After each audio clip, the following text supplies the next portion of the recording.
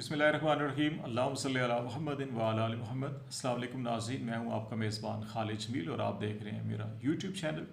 नाज़रीन, दो बड़े अहम इश्यूज़ के ऊपर हम बातचीत करेंगे। एक तो पाकिस्तान आर्मी के अंदर 12 मेजर जनरल्स को लेफ्टिनेंट जनरल के अहदे पर तरक्की दी गई है। इन मेजर जनरल्स का बैकग्राउंड, इनकी प्रोफेशनल जो खिदमात हैं उनके ऊपर हम बातचीत करेंगे और फिर इस पे भी बात हम करेंगे कि एक ऐसे मौके पर इतनी बड़ी तादाद के अंदर तरक्कियाँ, जबकि एक माह बाद army chief general Qamar Javed Bajwa साहब जो है कि वो सबकदोश होने जा रहे हैं। उन्होंने पब्लिकली इसकी अनाउंसमेंट भी की हुई है।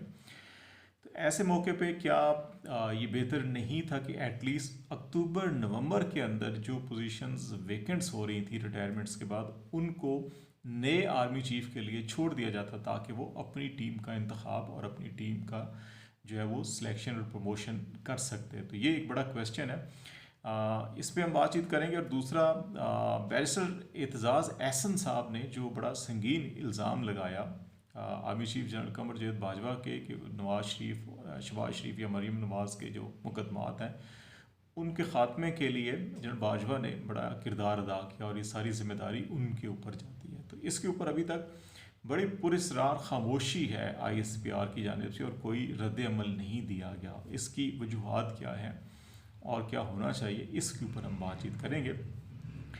अगर तरक्कियों का मामला देखें, 12 मेजर जनरल्स के तमाम नाम आपके सामने आ चुके हैं, लेकिन इन 12 मेजर जनरल्स में से जो 6 मेजर जनरल्स जो प्रमोट हुए हैं वो बराह रास्त GHQ के अंदर इस वक्त तैनात थे, जिनकी तरक्की की गई है। इनके अलावा 3 ऐसे मेजर जनरल्स हैं जो रावलपिंडी या इस्लामाबाद में इस वक्त खिदमत सर अंजाम दे रहे थे, और एक जो है वो टेक्सला के अंदर हैवी इंडस्ट्रीज़ टेक्सला जो है उसके चेयरमैन के तौर के ऊपर खिदमत सर अंजाम दे रहे थे। तो इस तरह से 10 अफराद जो हैं कि वो यही पिंडी इस्लामाबाद की जुरिस्डिक्शन के अंदर ये मेजर जनरल्स खिदमत सर अंजाम दे रहे थे। तो इसलिए बाजवा साहब ने ये प्रमोशन जो हैं कि वो बराह रास्त जो उनके करीब तरीन लोग थे उनको प्रमोट किया है।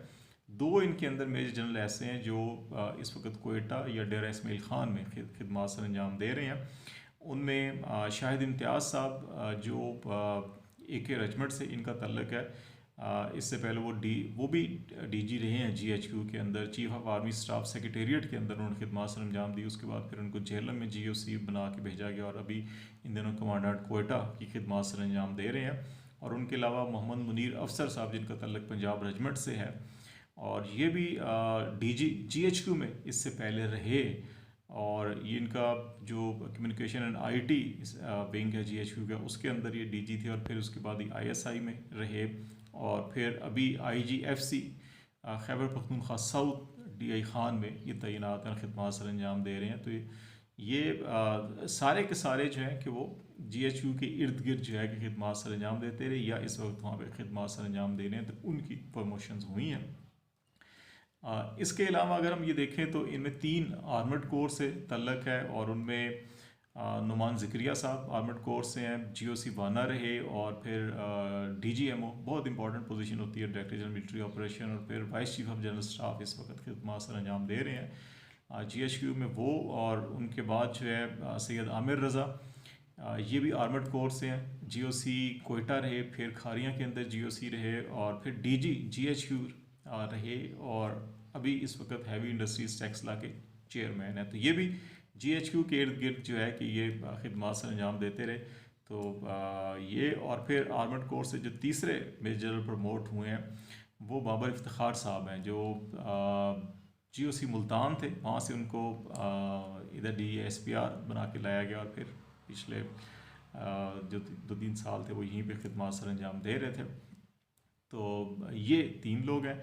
इसके बाद जो है कि 2 इंजीनियरिंग कोर और 2 जो है कि FF रेजिमेंट से जो है कि प्रमोट हुए हैं। इंजीनियरिंग कोर से इनाम हैदर मलिक जो हैं कि वो इंजीनियरिंग कोर से हैं, GOC पिंडी रहे, फिर DG FWO, फिर कोयटा के अंदर खिदमत सर अंजाम दी, और फिर इन दिनों जो है कि वो DG हैं GHQ में ही वो हैं। और फिर उनके अलावा काशिफ नज़ीर जो इंजीनियरिंग कोर्स से हैं वो भी पिंडी में खिदमत सर अंजाम दी उन्होंने GOC के तौर के ऊपर। फिर वो GHQ के अंदर DG हाउसिंग बना के उनको रखा गया, और फिर उसके बाद वो DG C ISI के अंदर जो है कि इस वक्त खिदमत सर अंजाम दे रहे हैं, उनकी प्रमोशन हुई है।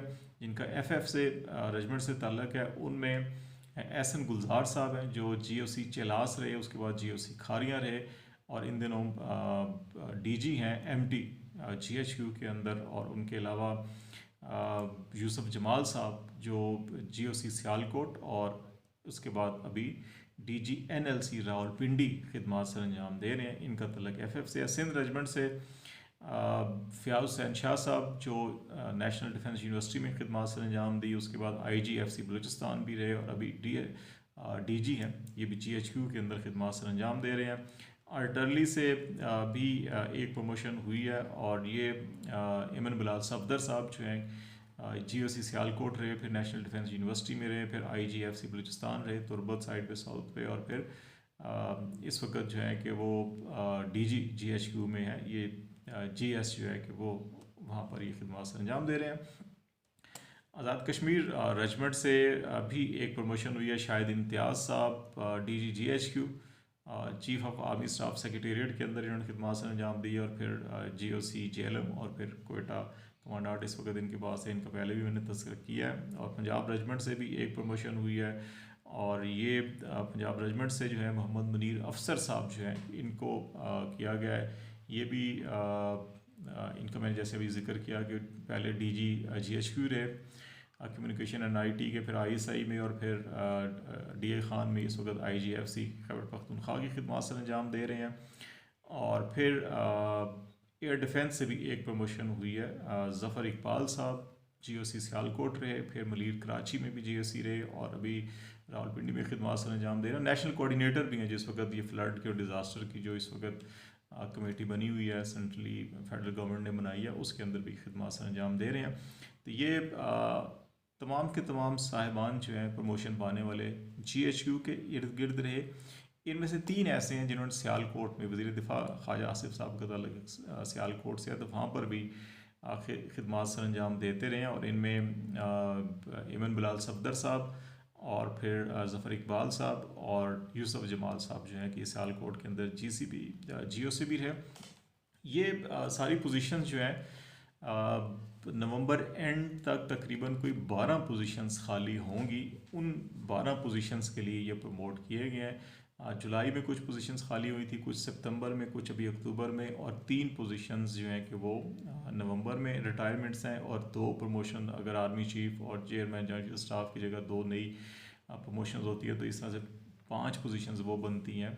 तो ये वो पोजीशंस हैं जो खाली अभी होनी है नेक्स्ट मंथ, उनके ऊपर भी कर दिया गया है। इनमें जुलाई में मुअज़्ज़म इजाज़ साहब जो इंजीनियरिंग कोर के सरबराह थे वो रिटायर हुए थे। उनके बाद फिर माजिद एहसान साहब जो IG आर्म्स थे, आमिर अब्बास साहब क्वार्टर मास्टर जनरल, हमूदुज़्ज़मान जो एयर डिफेंस के कमांडेंट थे वो हुए। फिर सरफराज साहब जो कोर कमांडर कोयटा थे वो हेलीकॉप्टर के हादसे में शहीद हुए थे, वो एक पोजीशन वैकेंट थी। फिर अभी सितंबर अक्टूबर में जो पोजीशंस वैकेंट हो रही हैं जिनमें core commander Lahore general Abdul Aziz, फिर DG SPD नदीम ज़की मंच हैं जनरल वो, फिर कोर कमांडर मंगला शाहीन मज़र, और फिर DG training and evolution general Syed Adnan, और DG joint staff headquarter Waseem Ashraf जो है कि ये जनरल अदनान और वसीम अशरफ जो है कि नवंबर के 2nd वीक के अंदर इनकी रिटायरमेंट है। 2nd-3rd वीक के अंदर आसिम मुनीर जो है कि उनकी भी 3rd वीक के अंदर रिटायरमेंट ड्यू है। तो ये वो सारी रिटायरमेंट्स हैं जिनकी बुनियाद के ऊपर ये पोजीशंस खाली होनी थी। तो ये जो बात की जा रही है वो यही की जा रही है कि जो नवंबर्स के अंदर होनी थी वो अगर एटलीस्ट वही खाली छोड़ दी जाती कि नया आर्मी चीफ अपनी कोई टीम बनाता। लेकिन क्योंकि ट्रेडिशन माजी में यही रही है कि आर्मी के अंदर 2016 में भी जब कमरजीत बाजवा साहब ने टेक ओवर किया था, जब कमांड संभाली थी आर्मी की, तो उस वक्त फिर 7 पोजीशंस वैकेंट थी जिनके ऊपर कमर बाजवा साहब ने प्रमोशंस की थी। तो इसलिए ट्रेडिशनली ये तवक्को की जाती है कि नए आर्मी चीफ जो लास्ट मंथ की रिटायरमेंट्स हों उनको एटलीस्ट वो फुलफिल करें। लेकिन बाजवा साहब सारी जो है कि अपनी टीम सेट करके जा रहे हैं नए आर्मी चीफ के लिए, तो लेट्स सी क्या होता है। दूसरी अहम बात जो है कि वो DGSPR की खामोशी, यकीनी बात है कि इतना बड़ा बयान, इतना बड़ा इल्ज़ाम और उसके ऊपर बिल्कुल यूँ खामोशी जो है कि ये बहुत सारी इसके लोग मानी निकाल रहे हैं, इसको सियासत से जोड़ा जा रहा है, इसको आर्मी चीफ की एक्सटेंशन से के साथ जोड़ा जा रहा है, इसको रजीम चेंज साजिश के साथ जोड़ा जा रहा है। बहुत सी बातें की जा रही हैं, क्या सराहिए मफरूज़े, बहुत सी बातें हो रही हैं। लेकिन बहुत ही अच्छा होता, बहुत ही बेहतर होता कि इसकी वजाहत जो है कि वो ISPR की जानब से होती। जितनी जल्द वजाहत होगी उतनी जल्दी चीज़ें शायद जो है कि वो ज़रा सेटल डाउन हो जाएं। जितनी देर होगी वजाहत करने में उतने ही इसके ऊपर बेशुमार बयानियाँ बनेंगे जो यकीनी तौर के ऊपर पाकिस्तान फ़ौज के लिए, इदारों के लिए और मुल्क और जमहूरियत के लिए भी कोई ज़्यादा अच्छा नहीं है। फ़िलहाल खालिद जमील को इजाज़त दीजिए। अल्लाह हाफ़िज़।